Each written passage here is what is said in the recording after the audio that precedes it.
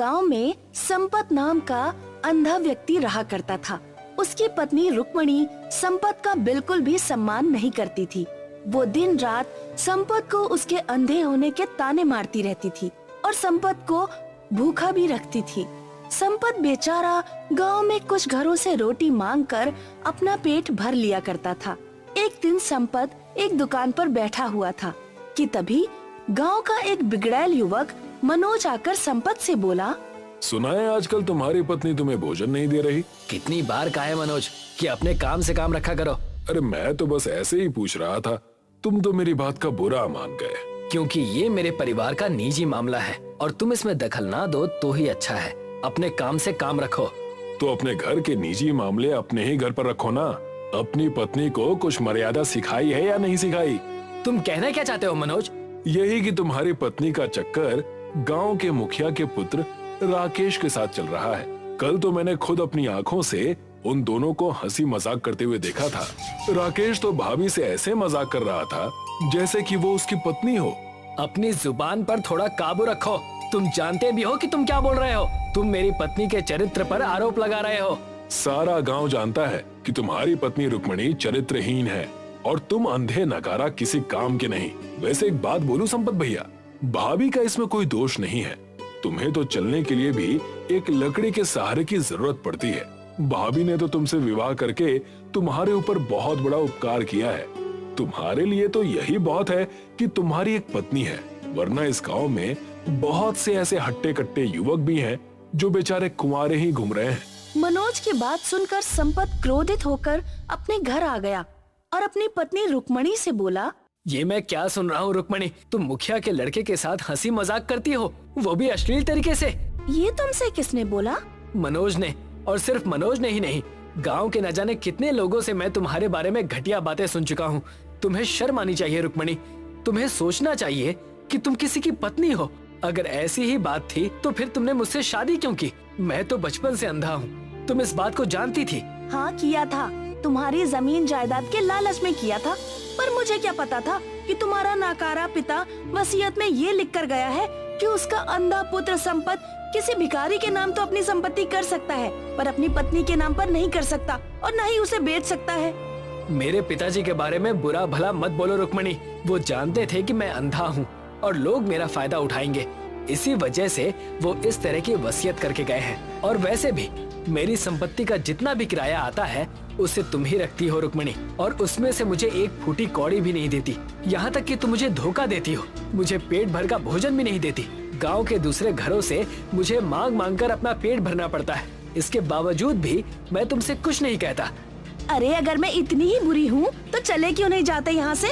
रुक्मणी की बात सुनकर संपत बहुत भावुक हो गया। ठीक है रुक्मणी, मैं जाता हूँ और वापस लौटकर कभी नहीं आऊँगा। हाँ हाँ जाओ, मुझे भी तुम्हारी कोई जरूरत नहीं है। संपत बेचारा अपने घर से रोता हुआ सड़क की ओर निकल गया और एक रोड पर जाकर बैठकर रोने लगा।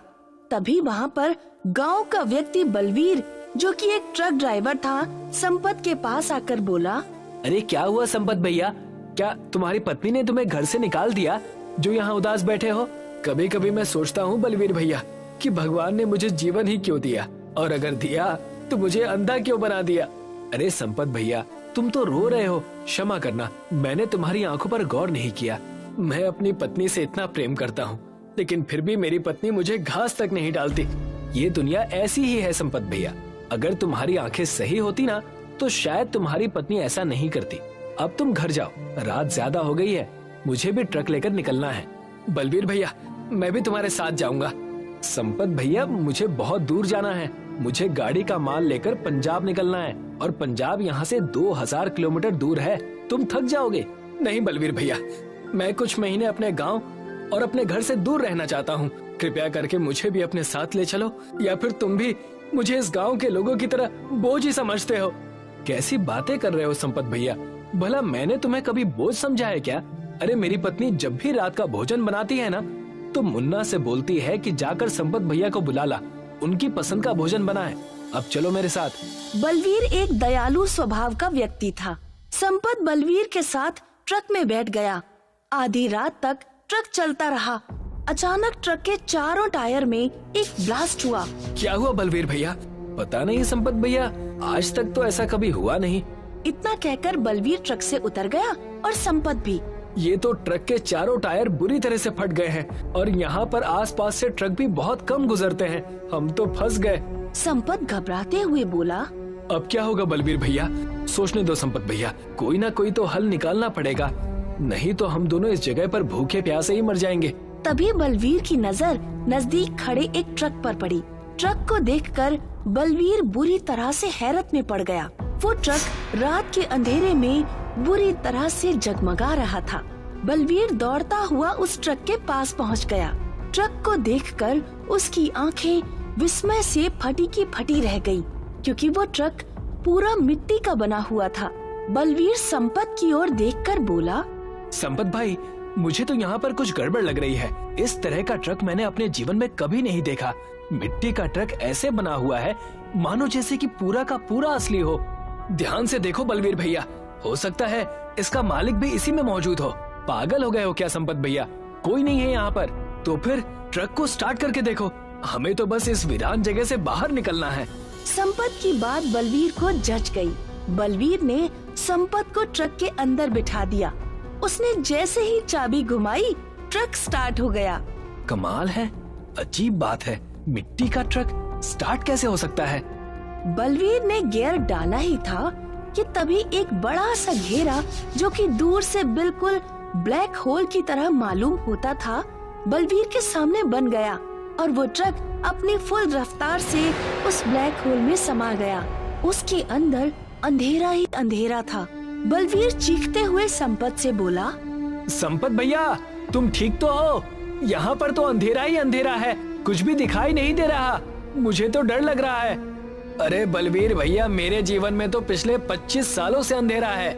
मैं भी किससे पूछ रहा हूँ, संपत भैया तो बेचारे स्वयं अंधे हैं। तभी बलवीर को सामने सूरज उगता हुआ नजर आया और देखते ही देखते वो ट्रक एक रोड पर जाकर खड़ा हो गया। बलवीर संपत को लेकर उस ट्रक से बाहर निकलकर आ गया और हैरत से चारों ओर देखने लगा। उसने देखा कि सूरज सर पर था। क्या हम पंजाब पहुंच गए? पंजाब नहीं संपत भैया, हम तो पता नहीं कहां पहुंच गए, समझ में नहीं आ रहा। अभी कुछ चंद सेकंड पहले तो इस ट्रक में बैठे हुए थे, अचानक इतनी जल्दी दोपहर कैसे हो गई? और ये कौन सा गांव है? मुझे तो कुछ भी समझ में नहीं आ रहा। लगता है हमने इस ट्रक में बैठकर बहुत बड़ी गलती कर दी है। इससे तो बेहतर हम उस सुनसान वीरानी जगह पर ही थे। इतना कहकर बलवीर ने क्रोधित होकर एक घूंसा ट्रक पर मार दिया। बलवीर के घूंसा ट्रक में पड़ते ही उस मिट्टी के ट्रक में धूल उड़ने लगी, मगर जैसे ही वो धूल के कण संपत की आंखों में पड़े, संपत को सब दिखाई देने लगा। मुझे अब दिखाई दे रहा है बलवीर भैया, तुम तो काफी लंबे और चौड़े हो। क्या मजाक कर रहे हो संपत भैया? मजाक नहीं कर रहा बलवीर भैया, सच कह रहा हूँ। तुमने इस वक्त नीली कलर की पगड़ी, ब्लैक कलर की पैंट और लाल रंग की शर्ट पहन रखी है। अरे वाह, तुम्हें तो सब कुछ दिखाई दे रहा है संपत। तभी संपत उस जगह को बहुत गौर से देखने लगा। अचानक उसके दिमाग में तेज धमाका हुआ और वो दौड़ता हुआ खेतों की ओर भागने लगा। बलवीर भी संपत के पीछे दौड़ता हुआ खेतों की ओर भागने लगा। तभी संपत की नजर एक बच्चे पर पड़ी, जो कि कुछ बच्चों के साथ झूला झूल रहा था और बच्चों से जिद कर रहा था कि वो झूला बहुत तेज झुलाएं। संपत ये दृश्य विस्मय भरी नजरों से देखते हुए बलवीर से बोला। बलवीर भैया, तुम्हें पता है कि बच्चा कौन है? मुझे क्या पता कि ये बच्चा कौन है। इस बच्चे को गौर से देखो बलवीर भैया, तुम्हें समझ में आ जाएगा कि ये बच्चा कौन है। और सामने उस बच्चे को भी देखो। संपत के कहने पर बलवीर उन बच्चों को गौर से देखने लगा। वो हैरत से मुंह फाड़ता हुआ संपत की ओर देखकर बोला। ये तो तुम हो संपत भैया, और तुम्हारे बगल में जो बच्चा खड़ा है वो तो हमारे गांव का बल्ली है।